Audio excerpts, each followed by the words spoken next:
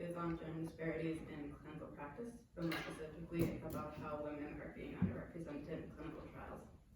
So what's the issue? It's that women are often not involved in clinical trials, which leads to us not having enough information about women's bodies and how different things affect them. Often men were the ones who were most desirable in clinical studies just because they had less hormones and it was considered a taboo to involve women in clinical practice. And the reason they didn't want women in clinical practices was because they only viewed women as childbearing objects and thought that if they included them in the trials, it would affect them and their babies or such. And even though it kind of seems outdated to have that mindset, even as late as 1986, according to the National Women's Health Network, there was a study on the effects of obesity and its relation to breast and uterine cancer, but there was no women involved in the study, and it was all based off of the man's body.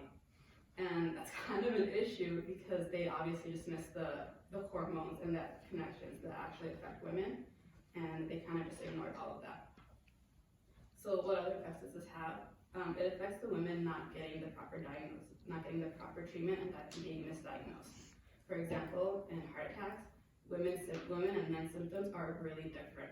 And women often, while they're having panic attacks, while they're having heart attacks, they're diagnosed with having a panic attack instead, which led to more women dying of it. And it's not just with diagnosis, even with prescribing medication. According to the FDA prescribes medication based off of the male's body mass, which is not fair because women's body mass is significantly lower compared to males. And this leads to women being diagnosed at higher dosage than they should be taking, and it causes them to react differently to the medication. For example, in 1997 to 2001, there were 10 prescribed drugs that were pulled from the market, and 8 of those drugs were bad for women, and they reacted badly to them. One of these drugs being thalidomide.